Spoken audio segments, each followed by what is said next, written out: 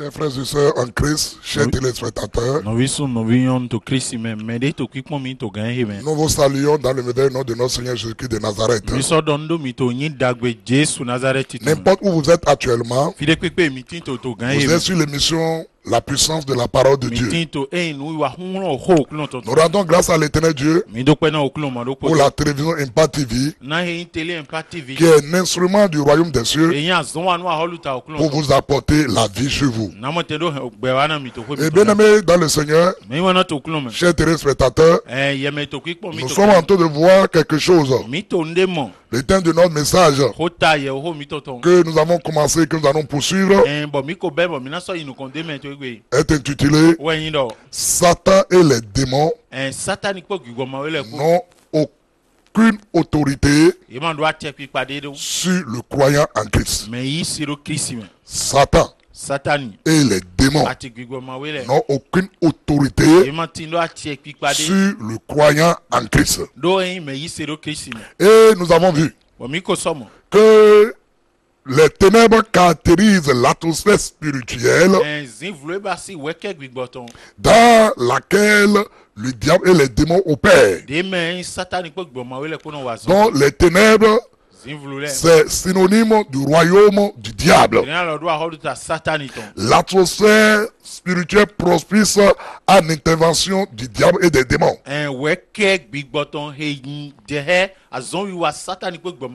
Donc lorsque quelqu'un n'a pas Jésus-Christ, il se trouve dans cette atmosphère propice à Satan et aux démons pour opérer. Et dans cette atmosphère spirituelle que représentent les ténèbres, c'est le diable et les démons qui règnent. Ce sont eux qui font leur loi. Ce sont eux qui contrôlent toutes choses. Mais nous avons vu en Christ, nous avons la lumière, c'est-à-dire le royaume de Dieu. Cette atmosphère spirituelle propice à l'intervention divine, le surnaturel de Dieu qui permet à l'éternel Dieu d'opérer. C'est ça qu'on appelle la lumière. Et nous avons vu le peuple de Zabulon, le peuple Zabulon, ceux de la région, comment on appelle, des gentils de la Galilée, ceux qui étaient assis à l'ombre de la mort. Une grande lumière s'est apparue sur eux. Donc les gens qui étaient dominés par les ténèbres, ceux-là qui étaient sous l'atmosphère spirituelle contrôlée par Satan, ceux-là, ils étaient en nombre de la mort. Le diable et les démons les dominaient. La mort pour les frapper, les maladies, la pauvreté, la haine, la méchanceté, l'amertume, tout cela les dominait, tout cela les maîtrisait, tout cela les contrôlait. Il ne peut pas faire autre chose, car l'atmosphère spirituelle satanique qui est représentée par les ténèbres n'est pas une bénédiction pour l'homme. Mais lorsque la lumière est apparue, on dit ceux-là sont tirés du nombre de la mort. Car comme nous l'avons vu dans Jean 8, verset 12, Jésus dit: je suis la lumière du monde. Celui qui croit en moi ne marchera pas dans les ténèbres, mais il y aura la lumière de la vie. Donc lorsque quelqu'un accepte Jésus-Christ dans sa vie en tant que son sauveur et Seigneur, cette personne passe de l'atmosphère spirituelle satanique à l'atmosphère spirituelle de Dieu. Il passe des ténèbres à la lumière. Et bien aimé dans le Seigneur, lorsque la lumière apparaît, les ténèbres disparaissent. Donc bien aimé dans le Seigneur, pour vaincre le diable, pour vaincre les démons, il suffit simplement de venir à la lumière, d'accepter celui qui est la lumière dans votre vie, car la lumière a le pouvoir de chasser les ténèbres. C'est pour cela, comme nous l'avons vu, lorsque la terre a été créée spirituellement, la terre qui a été créée spirituellement spirituellement, tout de suite, le monde satanique, les ténèbres, se sont accaparés d'elle.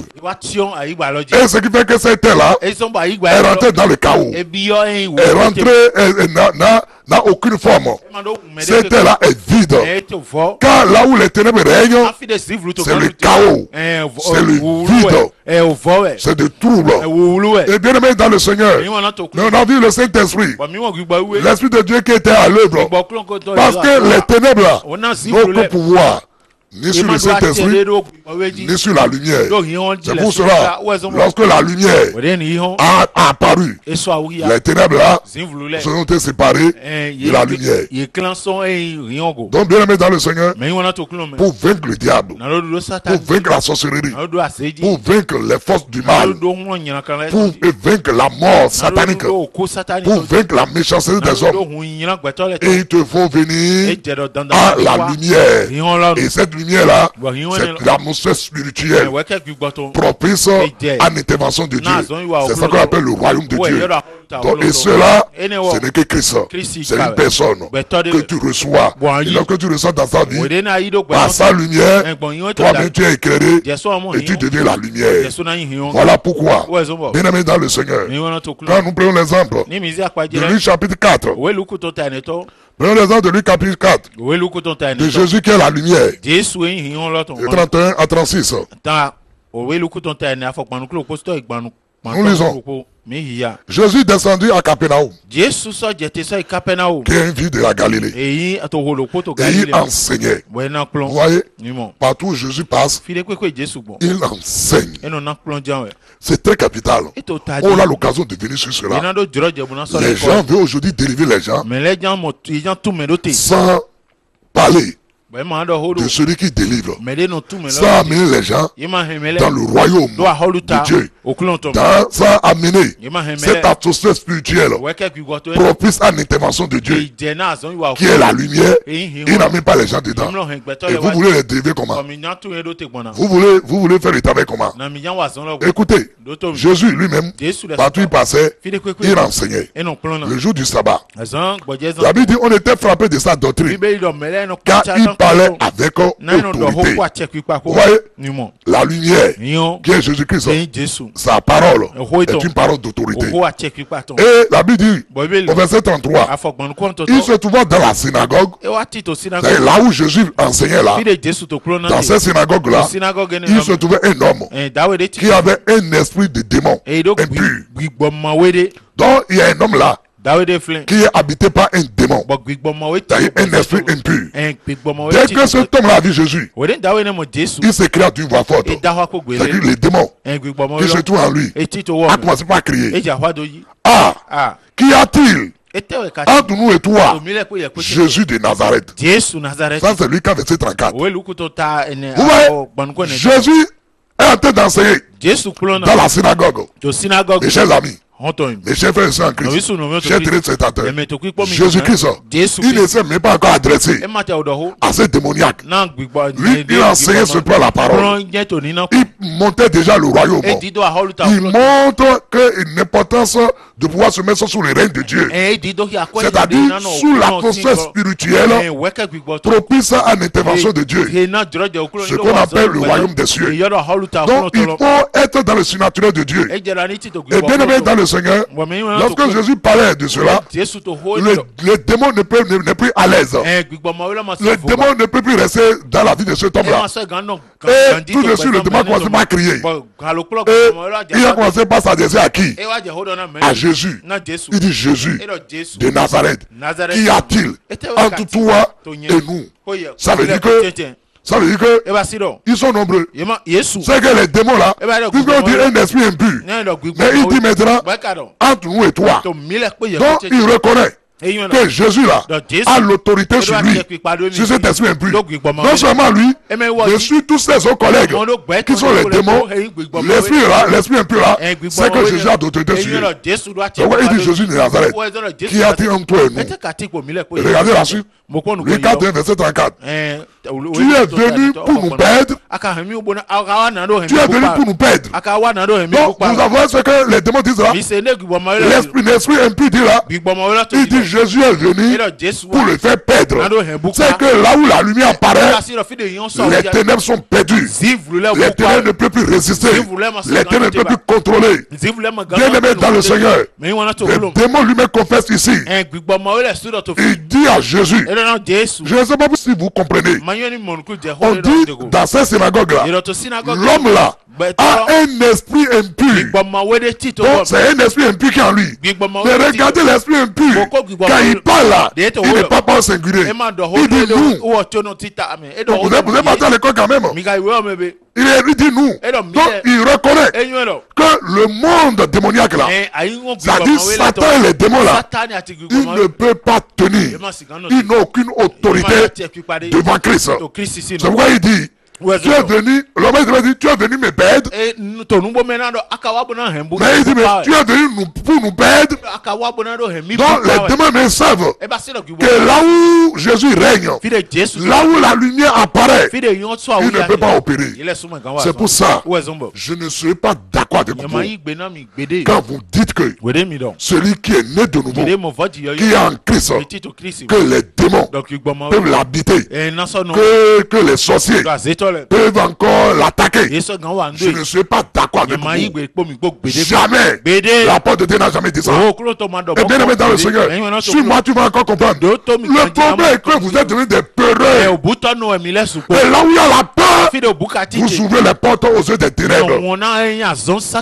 Écoutez-moi. Le démon lui dit ici à Jésus, tu es venu pour nous perdre. Et maintenant, attends maintenant ce qu'il dit. De nous maintenant, il dit, je sais qui tu es.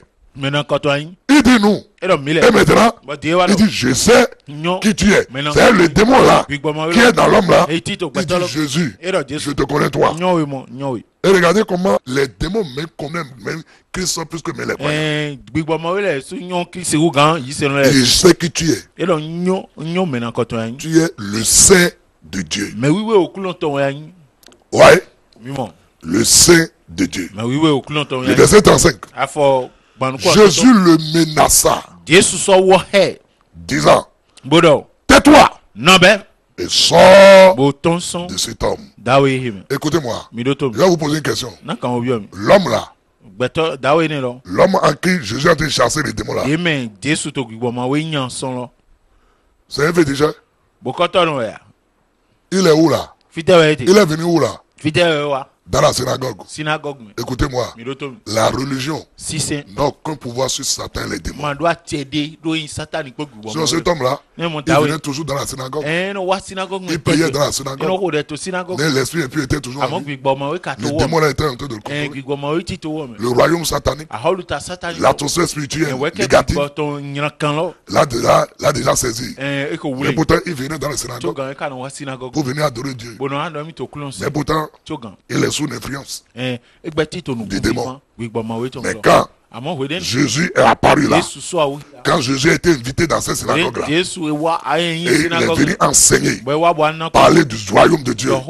Parce que partout où Jésus passe, il n'a pas de message. Il prêche le royaume de Dieu qui est là, qui est venu, et dans laquelle l'homme peut retrouver maintenant sa communion avec Dieu.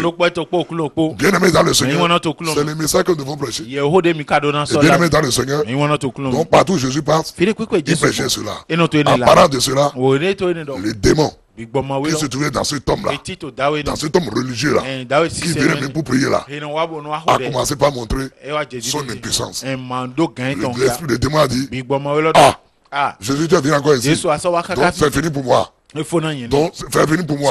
Parce que moi, je sais que partout où toi tu passes là, nous les démons là, on a des problèmes. On ne peut pas résister. Et Jésus, effectivement, va lui demander, dit, tais-toi et sors de cet homme. Et la Bible dit, et le démon le jeta. Écoutez, Et le démon le jeta au milieu de l'assemblée et sortit de lui sans lui faire aucun mal. Bien-aimés dans le Seigneur, faisons beaucoup attention. Tous ceux qui sont dans l'église là, ce n'est pas le Saint-Esprit qui les fait tomber. Quand le Saint-Esprit intervient, le voleur qui en eux les pousse à terre parce qu'il doit sortir. C'est comme le propriétaire qui est venu surprendre le voleur dans sa maison. Le voleur passe par tous les moyens pour sortir. Bien-aimés dans le Seigneur, vous devez comprendre, chers téléspectateurs, en Jésus-Christ, aucune sorcellerie, aucun sort, aucun guéri, aucun pouvoir mystique n'a aucun pouvoir sur toi. Car en Jésus-Christ, ni Satan, ni les démons n'ont aucune autorité sur celui qui est en Christ. Écoute, regardez le verset 36 que nous lisons, les gens qui étaient là et qui ont vu tout ce qui s'est passé. Regardez, la Bible dit, tous furent saisis de stupeur. Et ils se disaient, les uns aux autres, quelle est cette parole? Et comment avec autorité et puissance, qui a Jésus, il commande avec autorité et puissance aux esprits impurs et ils sortent. Et le verset 37 dit, et sa renommée se répandit dans tous les lieux d'alentour. Donc Jésus-Christ a autorité, il a puissance sur les démons. C'est normal. La lumière a d'autorité sur les ténèbres. Voyons encore nos âmes. Marc chapitre 1. Verset 32 à 34. La Bible dit, le soir, après le coucher du soleil, on lui amena tous les malades et les démoniaques. Le soir, on a amené à Jésus les malades et les démoniaques. Et toute la ville était rassemblée devant sa porte. Et Jésus guérit beaucoup de gens qui avaient diverses maladies. Et il chassa aussi beaucoup de démons. Et il ne permettait pas aux démons de parler parce qu'il le connaissait. Vous voyez? Partout Jésus-Christ passait là. Il annonce quoi? Le royaume de Dieu. Il annonce quoi? La présence de Dieu. Et lorsque les gens acceptent cela, pour rentrer dans cette présence-là, les volets qui étaient en eux, comme la terre qui était occupée par les ténèbres, lorsque les hommes qui sont contrôlés par les ténèbres, c'est-à-dire par Satan les démons, que les méchants, les sorciers déjà emboutés, étaient jetés de mauvais sorts, des maladies, des choses. Lorsque ces personnes rencontrent Jésus, ils donnent les à Jésus-Christ. Ils rentrent dans l'atmosphère spirituelle de Dieu. Dès qu'ils rentrent dans cette atmosphère spirituelle qui est la lumière, les ténèbres disparaissent. Les ténèbres ne peuvent plus les contrôler. Voilà Jésus, la lumière du monde, il est dans un corps là. Et là, dans ce corps là, il est limité. Il est limité. Voilà pourquoi c'est là où il est. C'est là qu'il chasse les démons. Mais aujourd'hui là, Jésus n'est plus dans la chair. Il est esprit. Il est comme du vent. Il est en nous maintenant. Il est partout. Toi qui m'écoutes, même si ton lit de maladie, mais toi qui m'écoutes, même en prison, toi qui m'écoutes, même à la maison, toi qui m'écoutes, même à l'hôtel, si tu peux accepter le royaume de Dieu, si tu peux croire à l'œuvre rédemptrice que Jésus-Christ a fait pour nous sauver. Si tu peux accepter cela, la lumière qui est Dieu, la lumière qui communique la vie, la lumière qui est l'atmosphère spirituelle qui permet à Dieu d'intervenir, va rentrer dans ta vie. C'est Jésus-Christ de Nazareth. Et lorsqu'il rentre dans ta vie, ces maladies, ces troubles-là vont disparaître. Car partout où il allait, on lui apportait les malades, on lui apportait les démoniaques. Jésus les guérissait. Pourquoi? Parce que les démons, les maladies, ce sont les yeux du diable. C'est les yeux des ténèbres. Mais lorsque la lumière apparaît, la lumière me fait. La lumière, comment on appelle? contrecale les yeux des ténèbres. Et dès ce moment-là, il ne peut qu'il y avoir que la guérison. Bien-aimé dans le Seigneur, toi qui m'écoutes, si tu peux accepter dans ta vie Jésus-Christ de Nazareth, si tu veux le reconnaître en tant que ton sauveur, tu peux que le reconnaître en tant que le Saint de ta vie. Et si tu peux faire, si tu peux crier vers lui maintenant, là où tu es, en disant Jésus, je te reçois en tant que mon sauveur et mon Seigneur. Je reconnais que je suis un pécheur et que toi tu es venu pour me sauver, pour m'arracher du péché et de sa mort. Seigneur Jésus, viens dans ma vie, je te donne ma vie.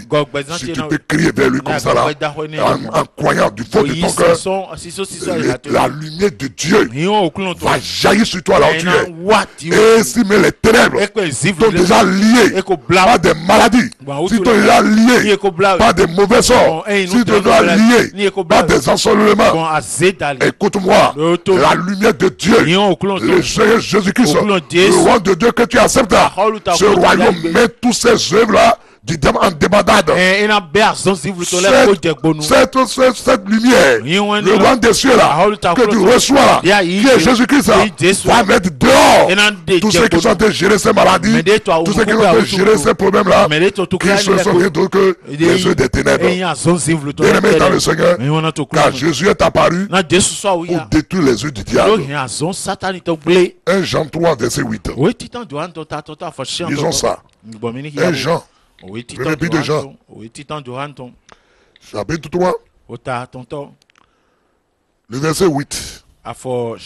La dernière phrase. Le Fils de Dieu a apparu afin de détruire les œuvres du diable.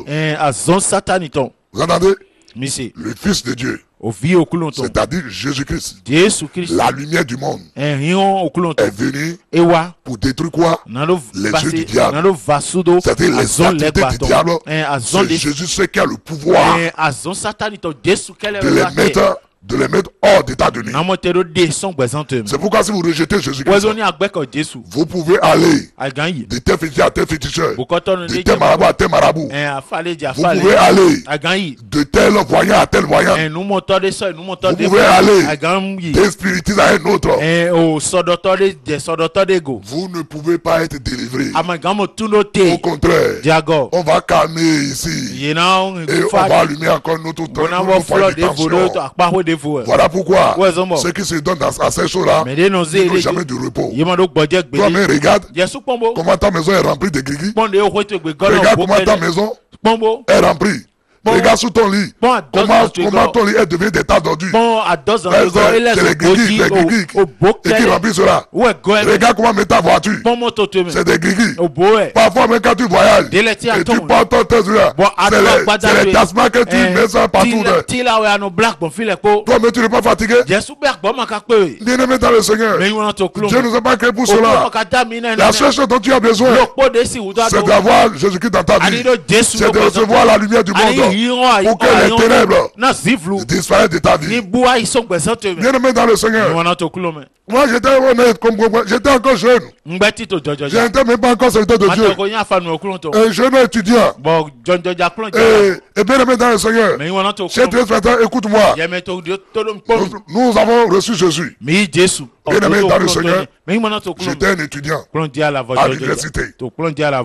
Et il y a un frère. Un grand frère à moi, nous avons été contactés par une maman qui a reçu le Seigneur. Elle est douanière et elle nous a appelé de venir à, comment on appelle, à la frontière entre le Bénin et le Niger, à Manabim.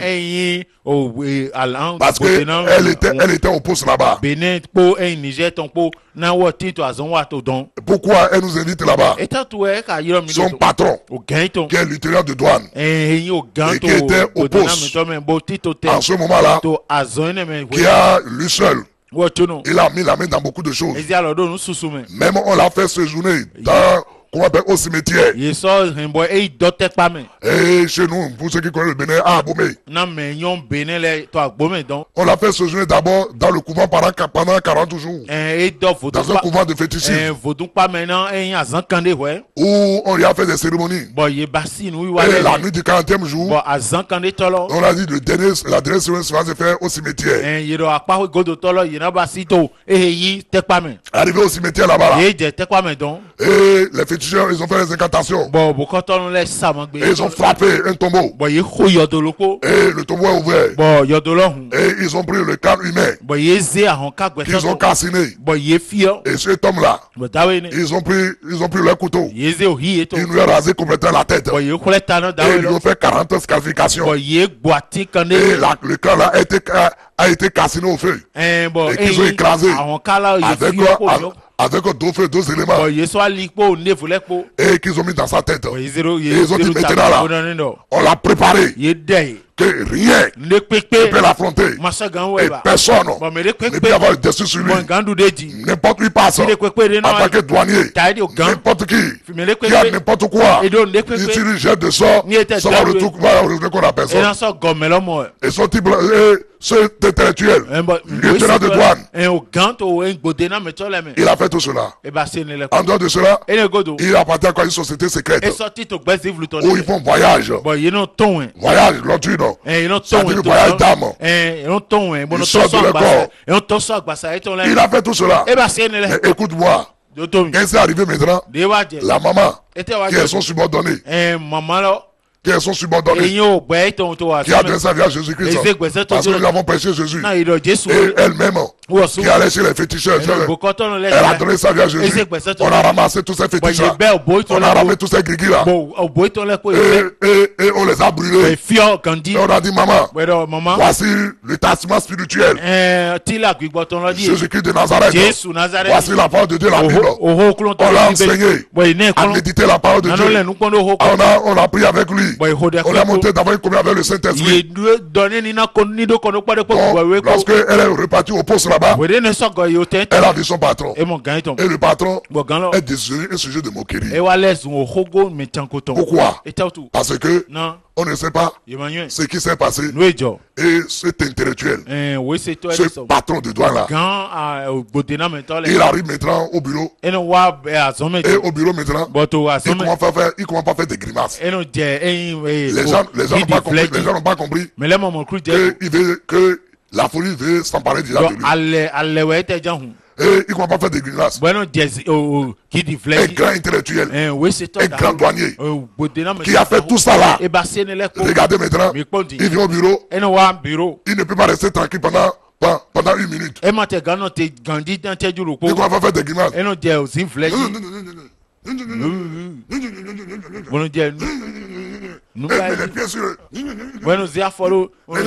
Patron, c'est quoi ça?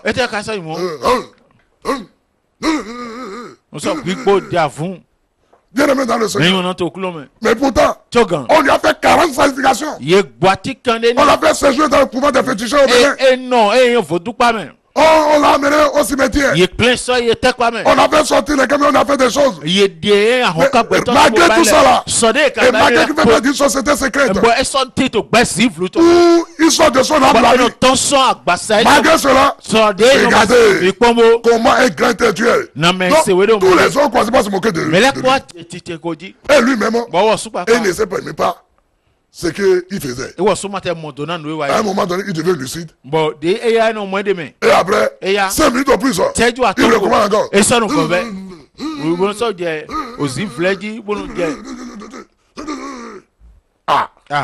Donc la dame nous a supplié de passer au poste. Nous avons dit il n'y a pas de problème. Nous on a quitté Cotonou pour aller jusqu'à Malawi. On a quitté le sud du Bénin pour aller au nord.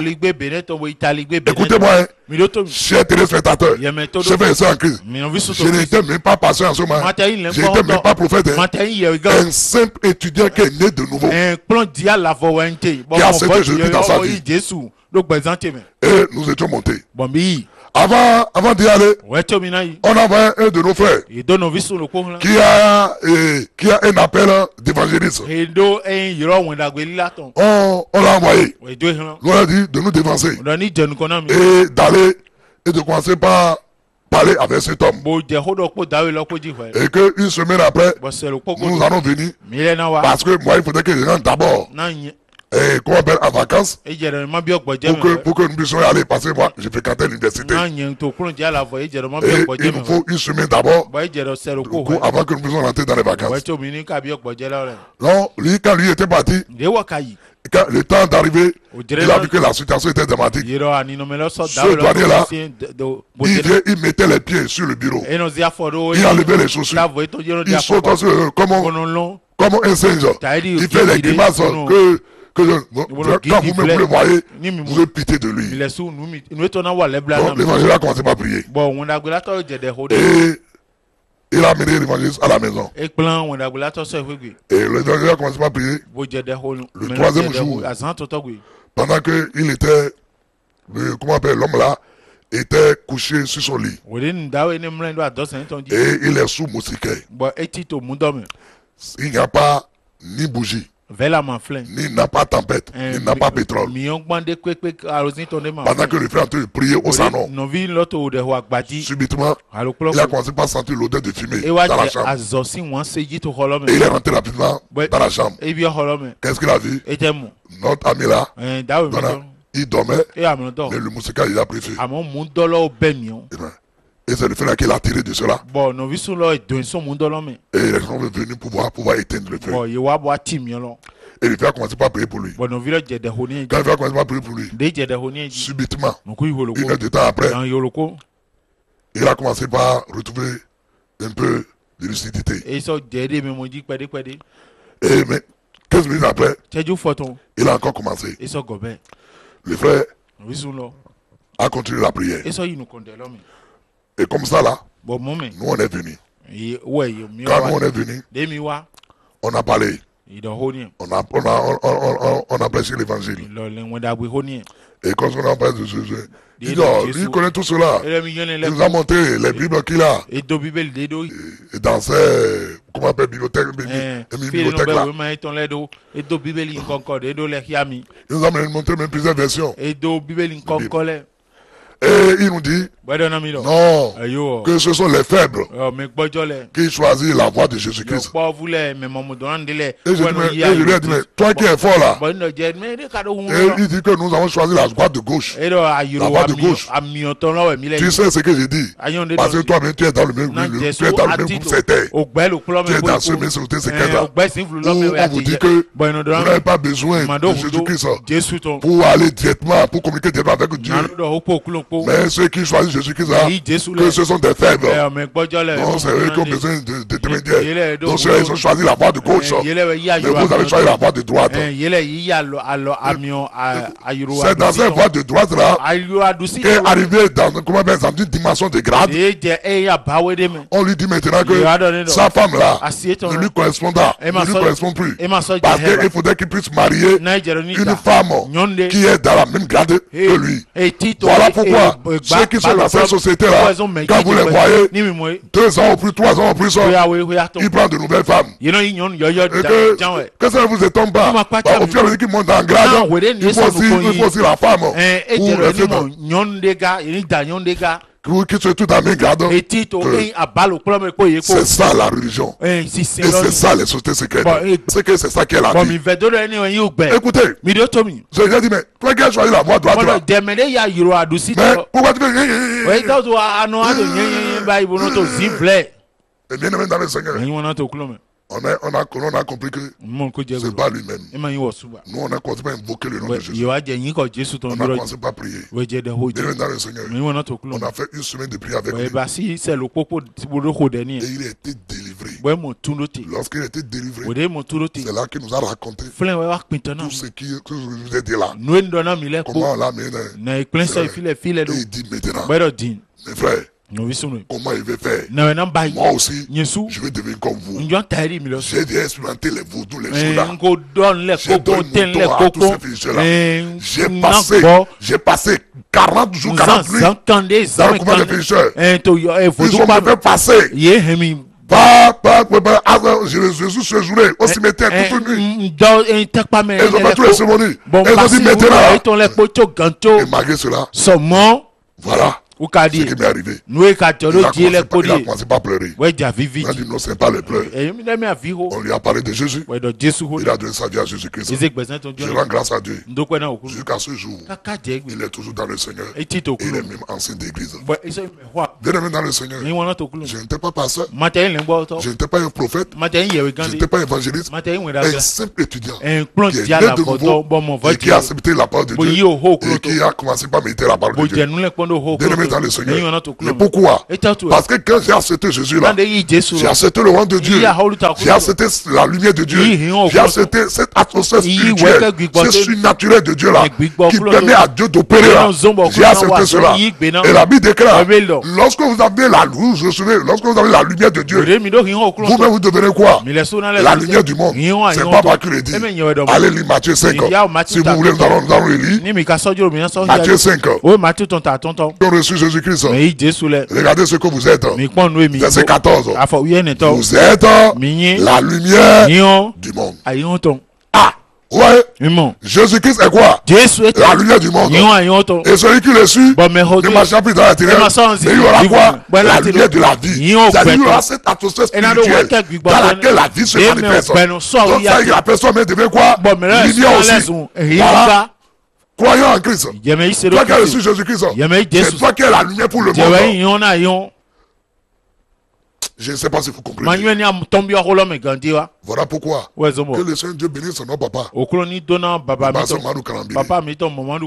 réalité, ce qu'il a dit est réel. Un vrai croyant en Christ, c'est un être surnaturel. Et c'est normal. Puisque Dieu est surnaturel, le Fils de Dieu sera naturel. Le surnaturel ne peut que mettre au monde que le surnaturel. Mais les croyants ont abattu le surnaturel. Et on est attaqué au naturel. Or, dans le naturel, c'est les ténèbres qui règnent. C'est dans le surnaturel que Dieu se manifeste. Bien aimé dans le surnaturel, parce que le surnaturel est l'atmosphère propice dans laquelle l'éternel Dieu opère. C'est ça qu'on appelle le roi de Dieu. Bien aimé dans le Seigneur, écoutez-moi. Ça ne peut pas être autrement. C'est trop juste. Et Jésus est quoi? La lumière du monde. Moi, j'ai reçu qui? J'ai reçu Jésus-Christ. Donc j'ai reçu la lumière. Jésus est où maintenant? Il est à moi. Jésus qui est quoi? Est lumière. La lumière rentre en moi. Les ténèbres disparaissent. C'est moi-même, je suis devenu quoi? Lumière. C'est normal. Et regardez encore ce que nous sommes en Christ. Colossiens. Le verset 19. Le verset 19 à 20. Il dit ceci.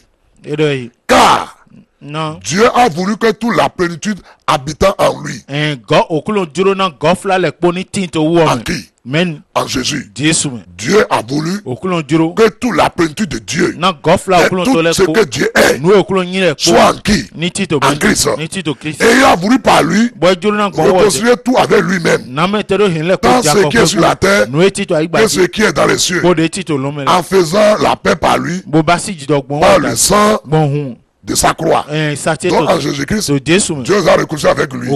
Par l'œuvre, par le sang de Jésus-Christ, Dieu a tout réconcilié avec lui-même. Et la Bible déclare que nous qui avons reçu Jésus, Jésus là, c'est lui qui habite toute la plénitude de Dieu. Donc quand j'ai reçu Jésus, j'ai reçu qui?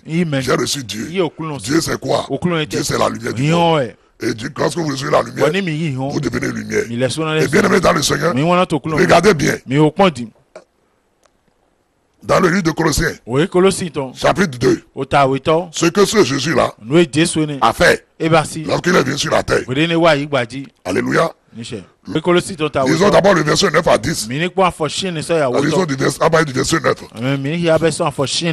9. Car en lui, en Christ, habite corporellement toute la plénitude de la divinité. Donc en Jésus-Christ là, toute la plénitude de la divinité. Tout ce que Dieu est là se trouve en lui.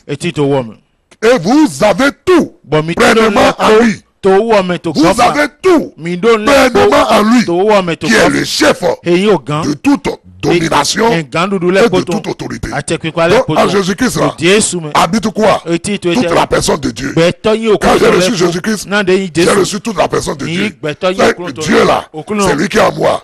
La lumière, c'est lui qui est en moi. Et on dit que cette lumière là est le chef de toute domination, de toute autorité. Satan, les démons, ce sont des autorités spirituelles, ce sont des dominations spirituelles. Mais Jésus-Christ est le chef, Dieu est le patron, celui qui a créé quelque chose a l'autorité sur ce qu'il a créé, et il sait comment il peut faire à ce qu'il a fait là pour le rendre hors de jeu.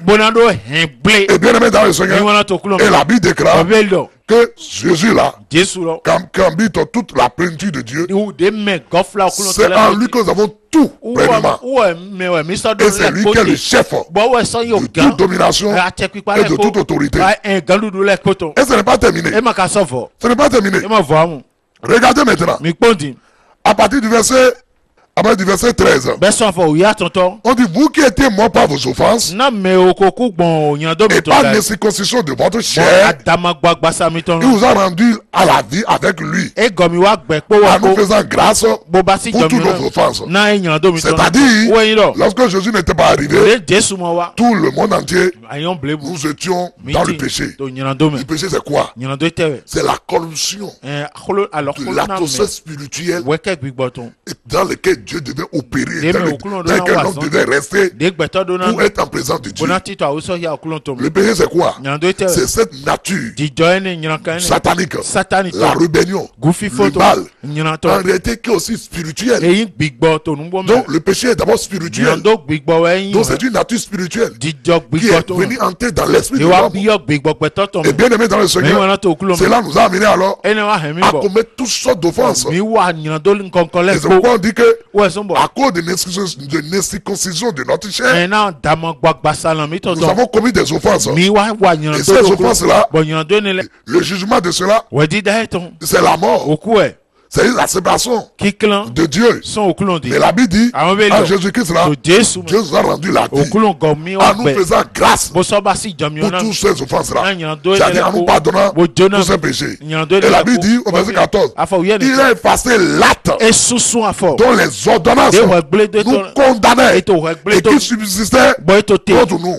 Donc en Jésus-Christ là, il n'y a plus de condamnation. Puisque Jésus-Christ a pris nos péchés. Et sans ça, nous a lavé, nous a fait passer de la lumière à la ténèbre, des ténèbres à la lumière. Donc du royaume satanique au royaume de Dieu. Et la Bible dit, ce Jésus-là, au verset 15, il nous dit ceci, il a dépouillé les dominations et les autorités et les a livrés publiquement en spectacle en triomphant d'elle par la croix. C'est-à-dire la mort, la résurrection de Jésus-Christ a été la défaite de Satan et des démons. C'est pour cela, là où le roi de Dieu apparaît, là où la lumière de Dieu s'installe, Satan et les démons sont en faillite. Satan et les démons sont impuissants parce que la mort de Jésus a paralysé Satan, a paralysé les démons, parce que Jésus-Christ est venu, lui Seigneur qui habite toute la plénitude de Dieu. C'est lui qui a dépouillé les dominations et les autorités et les a livrés publiquement en triomphant d'elle par la croix. Je vais vous l'expliquer. Qu'est-ce que ça signifie? Autrefois, lorsque les guerriers romains ils s'en vont en guerre contre un royaume, lorsque ils mettent la main sur le roi, qu'est-ce qu'ils font? Ils l'attachent et ils l'attachent derrière les chars, ou bien ils l'attachent avec la corde et attachent que maintenant eux ils sont sur qu'on appelle le cheval. Et il tire. Et lorsqu'il vient à Rome, on se lève. Et il montre le trophée. Il montre le roi là, celui qu'ils ont capturé là. Il le trimballe. Et tout le monde acclame. Il dit, voilà, nous l'avons capturé. Nous l'avons mis hors d'état de vie. C'est ce que Jésus a fait. Par sa mort à la croix, et par sa résurrection, il a tapé Satan et les démons et les a attachés à son char. Quel char? La croix. La mort à la croix là, c'est la défaite de Satan. Et il les a montrés au monde. Il nous montre là. C'est-à-dire que les hommes, à partir de maintenant, à moi Jésus-Christ, ni Satan, ni les démons, n'ont pas d'autorité sur nous. Et bien-aimés dans le Seigneur, pour clôturer, regarde Colossiens 1. Colossiens 1. Colossiens 1. Regardez le verset 12. Verset 12 à 14. Regardez ce que vous êtes maintenant en Christ. Et toi qui m'écoutes, si tu peux accepter Jésus en tant que ton seul sauveur personnel, je te dis, mais le sorcier ne peut rien contre toi. Et parce que, écoute, rendez grâce au Père qui nous a rendu capables. Vous entendez? Qui nous a rendu capables d'avoir part à l'héritage des saints dans la lumière. Donc dans la lumière, Dieu là nous a rendu capables de partager les mêmes héritages que les saints. Qui nous a rendu capables d'avoir part à l'état des saints dans la lumière, qui nous a délivrés de la puissance des ténèbres. Donc, il nous a délivrés de quoi? De la puissance des ténèbres. Et nous a transportés dans le royaume du Fils de son amour. Donc, lorsque vous acceptez Jésus dans votre vie, vous êtes transférés du royaume du diable. Vous êtes transférés des ténèbres à la lumière. C'est dans le royaume de Dieu. Et dans ce royaume-là, vous partagez le même héritage que Christ. Et la Bible déclare en qui nous avons la rédemption. Jésus en qui nous avons la rédemption, la rémission des péchés. Bien-aimé dans le Seigneur, écoute-moi pour clôturer. On n'a pas eu le temps de le lire. Mais lis bien dans la Bible. Lis quand tu regardes dans l'Ancien Testament, aucun l'homme de Dieu dans l'Ancien Testament, aucun sacrificateur, aucun prophète, ni même au roi, c'est pas les fonctions, n'a jamais chassé un démon. Regardez, vous ne voyez personne, ni Abraham, ni Élie, ni Élisée, ni Josué, aucun d'eux n'a chassé un démon. Vous savez pourquoi? Parce que le péché est toujours avec eux. Et le péché est ne souvent pas lequel le diable et condamnait les chrétiens pour dire qu'il a l'autorité sur eux. Voilà pourquoi quand Jésus est venu, la première chose pour laquelle il est venu, c'est d'abord doter d'abord le péché. Quand on arrive le péché, il a mis le diable au chaos. Donc, avec quoi le diable a accusé les gens maintenant? Et deuxièmement, par sa mort à la croix, lorsqu'il a fait couler son sang, son sang a paralysé le diable et a rendu le diable impuissant. C'est lui qui avait le pouvoir de la mort. Et par la mort de Jésus-Christ, il a perdu ce pouvoir. C'est ce que Jésus est parti régler dans le séjour des morts, aller arracher la clé de la mort. Donc maintenant là, Satan là, il est impuissant avec les enfants de Dieu. Celui qui est dans le rang de Dieu, c'est celui qui est en Christ là. Il n'y a pas ce démon là, il n'y a pas ce diable là, il n'y a pas Satan, il n'y a pas ce sorcier là, il n'y a pas ce mystique là qui peut l'avoir. Il n'y en a pas. Bien-aimé dans le Seigneur, et écoutez maintenant, voilà pourquoi lorsque Jésus chassait les démons, et les religieux de son temps ont commencé par dire que ce n'est pas l'échelle des démons, des ébibes, c'est pas ça que Jésus chassait les démons. Jésus va leur dire ceci: vos fils là, ils sont des témoins contre vous. Parce que si moi je chasse les démons par l'échelle des démons, ce qui n'est même pas admissible, parce que Satan ne peut pas chasser lui-même. Deuxièmement, si vous cherchez les esprits par Bézébul, vos enfants là, ils vont les chasser à mon nom. Donc, et là, ils sont témoins contre vous. Mais Jésus va dire ceci: mais si ce n'est pas l'Esprit de Dieu que je chasse les démons, le roi de Dieu est venu alors vers Comme vous comprenez, c'est le Saint-Esprit, c'est la présence du roi de Dieu qui met en déroute Satan et les démons. Donnez votre vie à Jésus-Christ et appliquez les lois du roi de Dieu. Et vous allez voir, ni Satan, ni les démons, ni les mystiques, ni les sataniques, aucun féticheur, quoi que soit la puissance de la personne, il ne peut rien contre vous. Et si toi, qui m'écoutes, si tu as écouté ces paroles, et que tu as accepté Jésus-Christ en tant que Seigneur, je déclare que la lumière de Dieu, le roi de Dieu, te parvient là où tu es maintenant. Et si les ténèbres t'ont déjà abattu, si les ténèbres t'ont déjà rendu malade, si les ténèbres t'ont déjà lié, si les ténèbres t'ont déjà appauvri, je déclare et je décrète que ces paroles que tu entends maintenant te libèrent maintenant de tous ces liens, sois libéré, sois délivré, et sois guéri maintenant au nom puissant de Jésus-Christ. Amen.